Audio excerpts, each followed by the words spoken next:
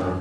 그는 성령으로 잉태되어 동정녀 마리아에게서 나시고 본디오 빌라도에게 고난을 받아 십자가에 못 박혀 죽으시고 장사된 지 사흘 만에 죽은 자 가운데서 다시 살아나셨으며 하늘에 오르시어 전능하신 아버지 하나님 우편에 앉아 계시다가 거기로부터 살아있는 자와 죽은 자를 심판하러 오십니다. 나는 성령을 믿으며 거룩한 공교회와 성도의 교제와 죄를 용서하는 것과 몸의 부활과 영생을 믿습니다. 아멘. 마가복음 5장 35절부터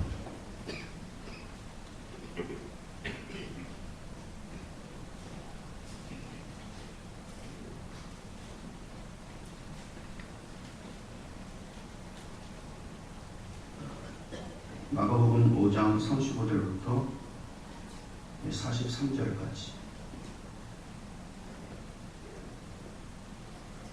마가복음 5장 35절부터 43절 마지막 절까지 하나님의 말씀 교독하겠습니다. 아직 예수께서 말씀하실 때에 회당장의 집에서 사람들이 와서 회당장에게 이르되 당신의 딸이 죽었나이다. 어찌하여 선생을 더 괴롭게 하나이까? 예수께서 그 하는 말을 그들에서 들으시고 회당장에게 이르시되 저희와 살고 믿기만 하라 하시고 베드로와 야고보의 형제 요한 외에 아무도 따라옴을 허락하지 아니하시고 회당장에 있으며 함께 가사 떠드는 것과 사람들이 울며 심히 공감을 주시고 들어가서 그들에게 이르되 너희가 어찌하여 떠들며 우느냐? 이 아이가 죽은 것이 아니라 잔다 하시니 그들이 비웃더라. 예수께서 그들을 다 데리시니 아이의 몸과 또 자기와 함께하는 자들을 데리시고 아이 있는 곳에 들어가사 그 아이의 손을 잡고 이르시되 달리다움 하시니 번역하면 곧 내가 네게 말하노니 소녀야 일어나라 하심이라. 소녀가 곧 일어나서 걸으니 아이가 12살이라. 사람들이 크게 일어나고 올라가셨다. 같이 예수께서 이 일을 아무도 알지 못하게 하라고 그들을 많이 경계하시고 이에 소녀에게 먹을 것을 주라 하시니라. 아멘. 거룩하신 아버지 하나님의 은혜를 감사합니다. 하나님의 거룩한 주권을 인정하며 또 믿음으로 고백하며 오늘도 이 시간 첫 시간 주님 앞에 드리게 하신 것 감사합니다. 오늘 특별 새벽 부흥 사경에 의해 하나님의 말씀을 우리 심령 속에 두시고 또 말씀을 붙들고 믿음으로 주님 앞에 기도할 수 있는 거룩한 시간 되게 인도해 주옵소서. 저희는 오직 하나님만 바라봅니다. 아버지 주변 환경을 보지 않고 하나님만 바라보며 하나님께 집중하되 불타는 열심을 갖고 믿음으로 집중하며 고백하오니 저희 고백을 받아주시고 하나님의 거룩한 때에 넉넉하게 응답을 받으며 승리하는 그리스도인의 삶을 살아갈 수 있도록 인도해 주옵소서. 거룩하신 아버지 비가 많이 오는 가운데 주님의 거룩한 백성들 지켜주시는 것 감사합니다. 태풍으로 인하여 피해가 거의 없게 하시고 그리고 우리 모든 성도들의 가정 주님 안에 있는 가정들을 지켜 주옵소서. 거룩하신 주님 오늘 주님의 거룩한 말씀에 성령의 기름을 부어 주옵소서. 우리 주님 예수 그리스도 이름으로 축복하며 기도하옵나이다. 아멘. 할렐루야. 아멘. 오늘 말씀의 제목은 회당장의 딸을 살리심 의심하지 말고 믿기만 하라. 이 말씀의 제목으로 함께 은혜를 나누고자 합니다. 자, 많은 무리가 예수님을 따라가며 예수님의 옷에 그들의 손이 닿고 몸도 서로 부딪혔습니다. 그러나 마음과 고백을 예수님께 댄 자는 12년 동안 혈루병 앓았던 여인뿐이었습니다. 이 여자는 절실했습니다. 왜냐하면 12년이라고 하는 뜻은 이스라엘 사회 속에서 완전이라고 하는 뜻을 갖고 있기 때문입니다. 따라서 갈 때까지 갔고 될 때까지 되었다. 이제는 더 이상의 기대와 소망이 사라졌다는 뜻이었기 때문이죠. 여러분 정말 예수 그리스도를 만나고 예수 그리스도로부터 나오는 하나님의 능력과 기름 부으심을 받은 사람들의 대부분은 그 마음속에서 절실함을 느끼고 그 은혜가 올 때까지 믿음을 고백하고 신뢰를 보이는 자들에게만 임한다고 하는 사실입니다. 우리는 제자훈련 단계에서 성령론에서 어떤 사람들이 성령의 세례를 받는가 하는 것을 배웠어요. 즉 양자위용으로 오시는 성령의 세례를 받은 자들만 하나님을 아빠 아버지라고 부르짖습니다. 말할 수 없는 탄식과 고백으로 하나님의 성령과 더불어서 하나님의 상속자로 하나님의 영광을 높입니다.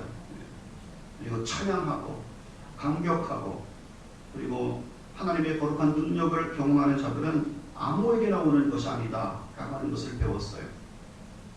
그럼 어떤 자들에게 그런 은혜가 임하고 그런 경험을 하게 되어집니까?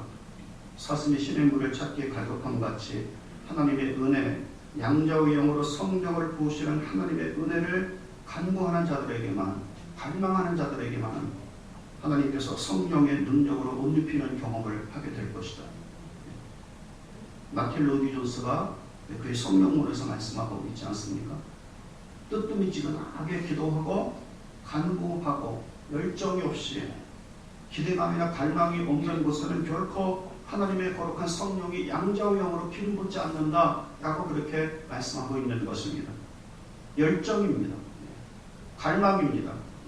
그 갈망 속에 하나님의 거룩한 성령이 임재하셔서 우리 심령을 터치하시고 우리 인격 전체를 터치하시는 것입니다. 어느 회사 회장이 임시사원을 뽑는데 마지막 최종 면접을 치르기로 했습니다. 한 사람을 마지막으로 신입사원으로 선택을 하는데 이 회장은 어떤 사람을 선택했을까요? 마침 인사부에서 두 사람, 연구원으로 회장 곁에서 아주 관여할 수 있는 두 사람을 선택해서 올려보냈습니다. 한 사람은 핸섬하고 그 분야에 다양한 경력과 이력이 있고 관련 지식과 경험이 풍부한 사람이었어요. 겉으로 보기에도 참 멋있습니다. 그러나 다른 한 사람은 이 전 사람보다는 이력과 경력은 부족해도 열정이 있어요. 말을 해보면 알죠. 의지가 뚜렷합니다. 그리고 목적을 이루고자 하는 갈망이 그 속에 있었던 겁니다. 그리고 다른 것보다 절실했어요.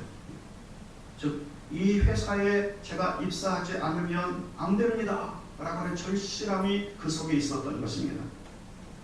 그러나 이 전 사람은 실력이 너무나 좋았기 때문인지는 몰라도 이곳 아니라 하더라도 다른 곳에 얼마든지 갈 수 있다는 생각이 그 속에 있었던 겁니다.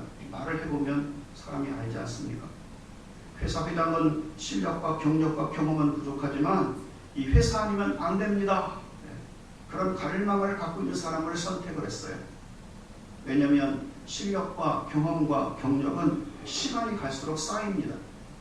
그러나 갈망, 열정, 절신감은 사람의 경력과 실력으로 쌓이는 것이 아니에요.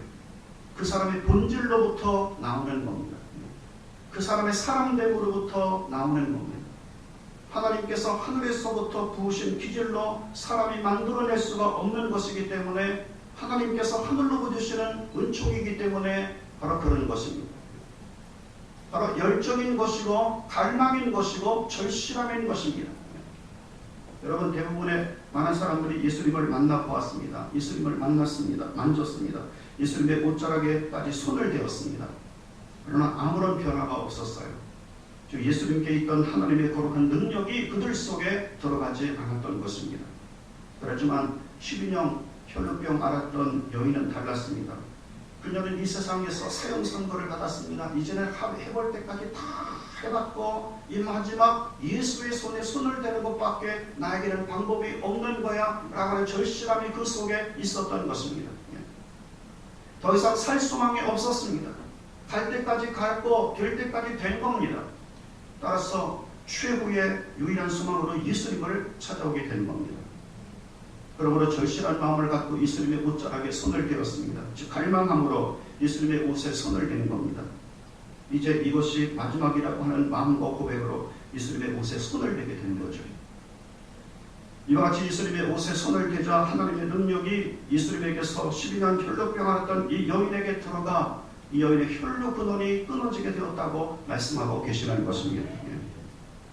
이제 예수님이 누가 내 옷에 손을 대었느냐 물으시고 여인을 향하여 내 믿음이 너를 구원하였으니 평안히 가라 내 병에서 놓여 건강할지어다 말씀하실 때 피당장의 집에서 기별이 왔어요. 자, 이제 35절 기별이 옵니다. 다같이 시작. 아직 예수께서 말씀하실 때 당신의 딸이 죽었나이다. 어쩌려 선생을 더 괴롭게 하나이다. 회당장의 딸이 죽었으니 더 이상 예수님을 괴롭히지 마십시오 라고 하는 그런 기별이 오게 되었어요. 회당장은 완전히 마음이 무너지고 있었던 것입니다. 회당장 자기는 예수님이 딸이 중한 질병에 걸리게 되었을 때 어서 빨리 오셔서 치료해 주었으면 좋겠다라고 하는 마음이 그 속에 있었던 거예요. 그러나 예수님은 빨리 가실 수가 없었던 것입니다. 예수님의 인성과 성품을 볼 때 결코 눈앞에 어려운 사람이 있게 되었을 때 그 힘들고 어려운 사람을 앞에 두고 무시하고 넘어설 뿐이 아니에요. 또 많은 무리들이 애워싸고 있었습니다. 12년 혈루병 많았던 여인을 치료하고 구원하고 신앙격려하시고 그러므로 오랜 시간을 보내게 되었습니다. 그러므로 시간이 지체되므로 딸의 질병은 더 심각하게 되었고 결국에는 죽게 되어진 겁니다. 따라서 그 집에서 예수님을 모시고 가는 회당장에게 한 기별은 이제는 더 이상 예수님이 필요가 없습니다. 죽은 아이를 앞두고 왈가왈부하는 것은 시간만 허비하고 계시는 것입니다. 라고 그렇게 회당장에게 기별하게 되었던 것입니다. 여러분, 우리 성도들도 그렇습니다. 나에게 하나님이 주신 것들, 정말로 귀한 것들, 사업과 건강과 자녀에 대한 어떤 것이든지 중한 병이 들 수 있습니다. 그래서 교회 나와서 예수님이 빨리 도와주시도록 간구하는 것입니다. 그러나 예수님의 역사와 능력과 도우심을 경험하기도 전에 죽었습니다 라고 하는 기별이 올 수가 있습니다. 형제님, 자매님, 자녀가 죽었습니다. 사업이 죽었습니다. 일이 죽었습니다. 건강이 죽었습니다. 더 이상 예수님이 필요가 없습니다. 예수님께 구하고 도우심을 요청할 필요가 없습니다. 이미 죽었고 무너졌고 망해서 이 세상의 것이 아니라 저 세상으로 넘어갔나이다. 사장님의 손을 떠나서 은행권으로 채권단으로 넘어갔습니다. 무엇을 기대할 것이 있겠습니까? 사랑하는 여러분, 우리는 그리스도인입니다. 우리는 믿음의 사람들입니다. 옳은 것입니까? 하나님과 예수 그리스도는 아직 생명이 붙어있고 죽지 않고 아직 전복되거나 무너지지 않았을 때나 도우시는 주님이십니까? 정말로 하나님과 예수 그리스도를 전능자로 믿고 계십니까? 전능자라고 하는 것은 무슨 뜻입니까? 전복되고 무너지고 죽고 이미 이 세상의 것이 아니라 저 세상의 것인데 살릴 수 있으신 하나님이십니까? 전능자라고 하는 것은 하늘과 땅을 다 통틀어 불가능한 것이 없이 모든 일을 할 수 있는 유일한 분, 곧 우리 하나님을 뜻하고 있는 것입니다. 아브라함과 이삭과 야곱에게는 힘과 권위와 능력에 있어서 한계를 정할 수 없고 논할 수 없는 하나님으로 계시하셨어요. 그래서 족장들은 바랄 수 없는 중에도 바라고 믿었습니다. 바로 하나님께서 하신 언약이니까 바라고 믿었고 하나님의 때가 차기까지 기다렸던 겁니다. 하나님을 없는 것을 있는 것을 부르시는 하나님, 죽은 자를 살리시는 하나님으로 믿었다고 말씀하시고 계시는 거죠. 모세에게는 300만 이스라엘을 애굽의 노예에서 구원하실 때도 하나님은 전능자로 계시하시고 그리고 역사하셨습니다. 그리고 그 전능자 이름을 가르쳐 주셨는데 바로 그 이름이 여호와 야훼 하나님이죠. 욥기에서는 전능자 이름이 가장 많이 나타납니다. 전 우주적인 주권과 능력을 가지시되 그 힘과 권위와 능력과 지혜에 있어서 사람들이 한계를 정할 수 없는 분이다. 측정할 수가 없다. 이 짧은 세치의 혀를 갖고 논하거나 말할 수 없는 절대 주권자로서의 전능자 하나님으로 말씀하고 계시는 것입니다.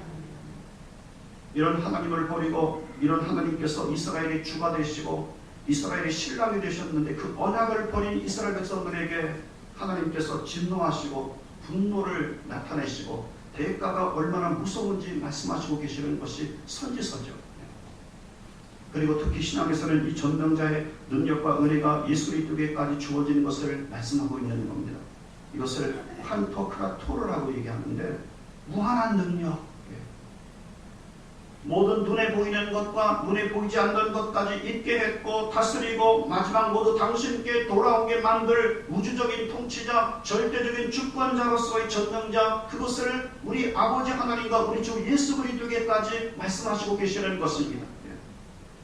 그래서 전능자의 거룩한 영광이 아버지에게만 있는 것뿐 아니라 우리 주님 예수 그리스도에게까지 있다고 말씀하시고 계시는 것입니다. 그렇다면 여러분, 성도들과 하나님과 예수 그리스도를 더 괴롭게 만드는 것이 무엇입니까? 성도들이 하나님의 거룩한 은혜와 은총을 간구하지 않고, 그분의 거룩한 능력을 간구하지 않고, 이제는 나를 도울 수 있는 자가 아무도 없고, 무너진 것을 세울 수 없고, 죽은 것을 살릴 수 없고, 그래서 끝났으니 더 이상 하나님의 은혜가 나에게 없다라고 생각하고 그분의 은총과 능력을 구하지 않는 것이 더 주님의 마음을 괴롭게 만드는 것이라고 말씀하고 계시는 것입니다. 하나님의 은혜를 구하지 않는 게 더 하나님의 마음을 힘들게 만드는 거예요. 우리가 얼마나 하나님을 힘들게 만듭니까? 그분의 은혜를 구하지 않기 때문에, 그분의 능력을 구하지 않기 때문에, 그분의 힘을 구하지 않기 때문에. 우리가 다 그분의 힘을 구하면 하나님 되게 힘들 것 같아요. 하나님은 그렇지 않습니다. 구하면 구할수록 하나님은 기분이 더 좋아서 더 마음껏 역사하시기 위하여 준비하시는 요구하시라고 말씀하시고 계시는 것입니다. 36절에 이렇게 말씀합니다.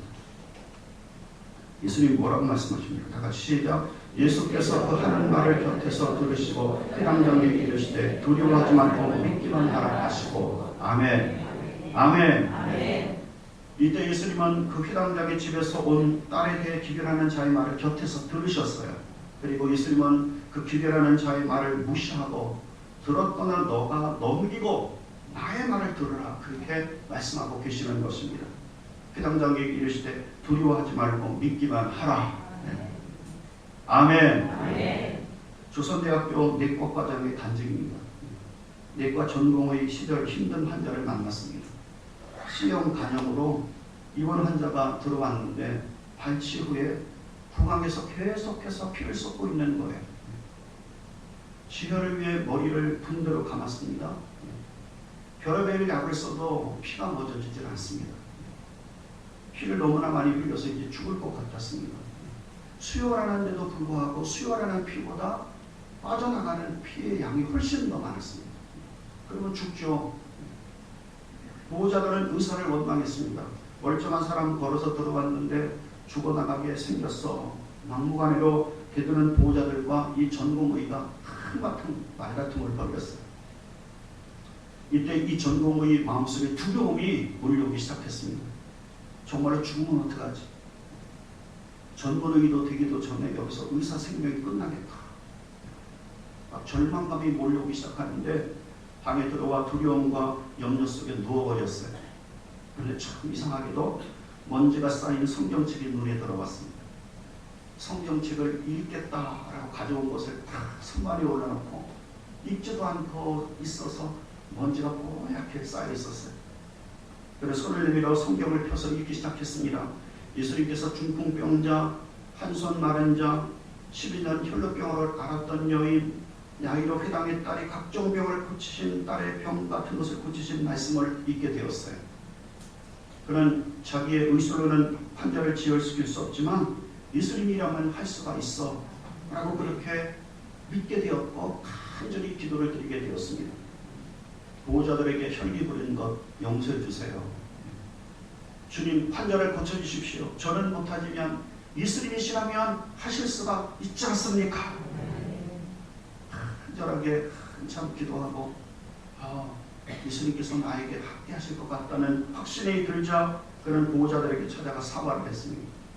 그리고 병실에 가서 진찰하기 시작했는데 놀랍게도 피가 멈추기 시작하고 회복되기 시작하는 거예요. 환자는 며칠 후에 퇴원했습니다. 그리고 보호자들은 선물까지 하고 돌아갔어요.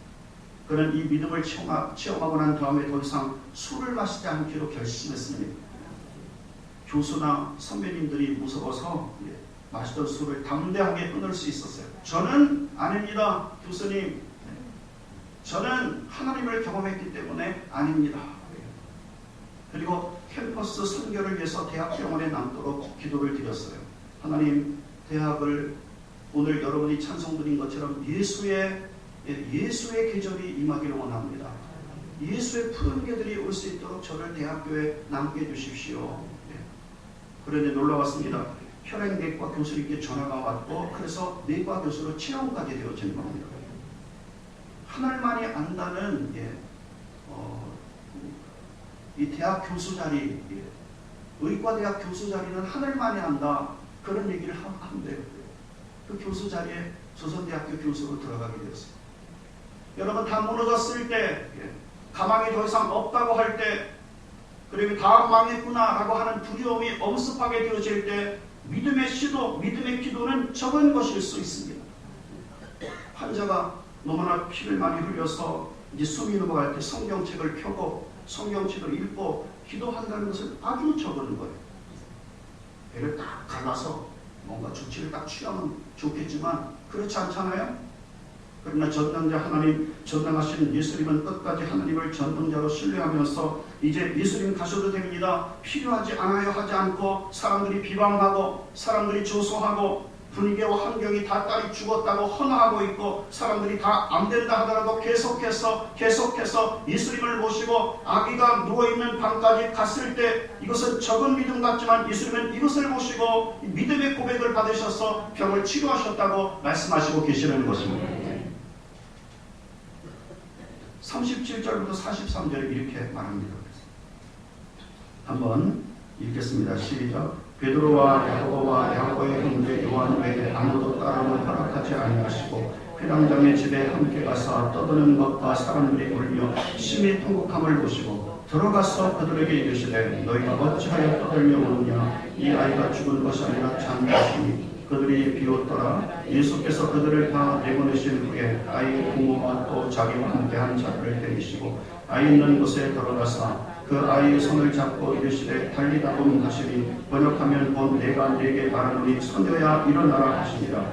소녀가 곧 일어나서 걸으니 나이가 12살이라. 사람들이 곧 크게 놀라거늘 예수께서 이 일을 아무도 알지 못하게 하라고 그들을 많이 격려하시고 이에 소녀에게 먹을 것을 주라 하시니라. 아멘. 아멘. 회당장은 예수님의 말씀에 두려워하지 말고 믿기만 하라는 말씀을, 사람들이 딸이 죽었다고 더 이상 예수님이 필요하지 않다는 그런 기별하는 사람의 말보다 훨씬 더 신뢰하게 되었어요.